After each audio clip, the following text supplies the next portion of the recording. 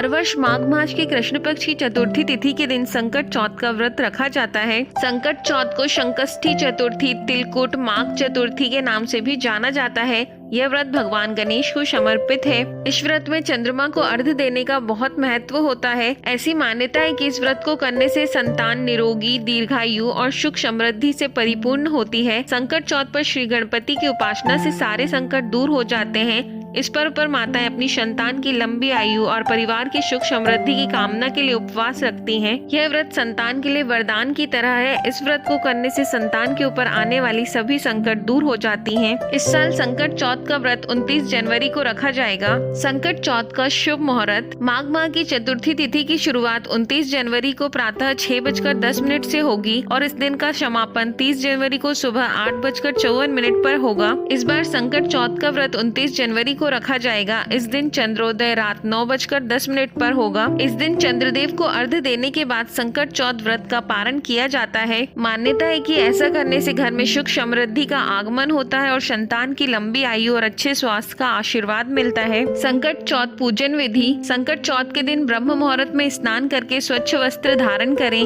भगवान गणेश की प्रतिमा को चौकी पर स्थापित करें। गणेश जी के साथ माँ लक्ष्मी की मूर्ति भी रखें। गणेश जी और माँ लक्ष्मी को रोली और अक्षत लगाएं। फिर पुष्प, दुर्वा, मोदक अर्पित करें। संकट चौथ में तिल का विशेष महत्व है। भगवान गणेश को तिल के लड्डुओं का भोग लगाएं। ओम गंग गणपति नमः मंत्र का जाप करें। अंत में संकट चौथ व्रत की कथा सुने और आरती करें। रात्रि में चंद्रमा को अर्घ्य देकर संकट चौथ व्रत संपन्न करें। संकट चौथ का महत्व। संतान की सुखी जीवन के लिए संकट चौथ का व्रत रखा जाता है। महिलाएं शाम को गणेश जी की पूजा और चंद्रमा को अर्घ्य देने के बाद भोजन करती हैं। माघ मास की चतुर्थी के दिन भगवान गणेश ने अपने माता पिता की परिक्रमा कर अपनी तीव्र बुद्धि, ज्ञान का परिचय दिया था। इस व्रत को करने से संतान को अच्छा स्वास्थ्य, बुद्धि, समृद्धि में वृद्धि होती है। इस दिन तिल का स्नान, दान, उसके सेवन और पूजन में विशेष इस्तेमाल किया जाता है। संकट चौथ व्रत कथा। एक साहूकार और एक साहूकारनी थे।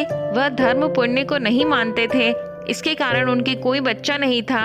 एक दिन साहूकारनी पड़ोसी के घर गई। वो दिन संकट चौथ का था। वहाँ पड़ोसन संकट चौथ की पूजा करके कहानी सुना रही थी। साहूकारनी ने पड़ोसन से पूछा, तुम क्या कर रही हो? तब पड़ोसन बोली कि आज चौथ का व्रत है इसलिए कहानी सुना रही हूँ। तब साहूकारनी बोली, चौथ के व्रत करने से क्या होता है?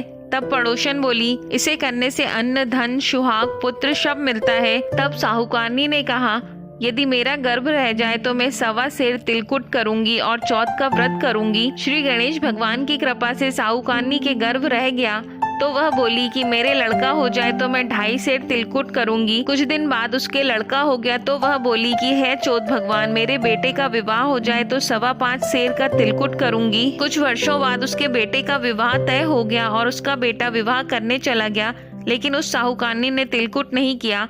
इस कारण से चौथ देव क्रोधित हो गए और उन्होंने फेरों से उसके बेटे को उठाकर पीपल के पेड़ पर बिठा दिया। सभी वर को खोजने लगे और वो नहीं मिला। हताश होकर सारे लोग अपने अपने घर को लौट गए।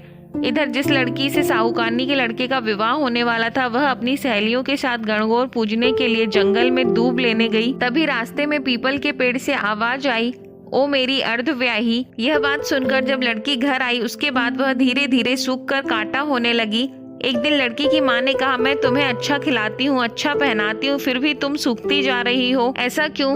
तब लड़की अपनी माँ से बोली कि वह जब भी दूब लेने जंगल जाती है तो पीपल के पेड़ से एक आदमी बोलता है कि ओ मेरी अर्धव्याही। उसने मेहंदी लगा रखी है और सेहरा भी बांध रखा है। तब उसकी माँ ने पीपल के पेड़ के पास जाकर देखा, यह तो उसका जमाई ही है। तब उसकी माँ ने जमाई से कहा, यहाँ क्यों बैठे हैं? मेरी बेटी तो अर्धव्याही कर दी और अब क्या लोगे? साहूकारनी का बेटा बोला, मेरी माँ ने चौथ का तिलकुट बोला था लेकिन नहीं किया, इसलिए चौथ माता ने नाराज होकर यहाँ बैठा दिया। यह सुनकर उस लड़की की माँ साहूकारनी के घर गई और उससे पूछा कि तुमने संकट चौथ का कुछ बोला है क्या?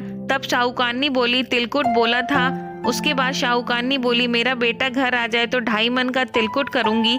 इससे श्री गणेश भगवान प्रसन्न हो गए और उसके बेटे को फेरों में लाकर बैठा दिया। बेटे का विवाह धूमधाम से हो गया। जब साहूकारनी के बेटा और बहू घर आ गए तब साहूकारनी ने 2.5 मन तिलकुट किया और बोली, हे चौथ देव, आपके आशीर्वाद से मेरा बेटा और बहू घर आए हैं, जिससे मैं हमेशा तिलकुट करके व्रत करूंगी।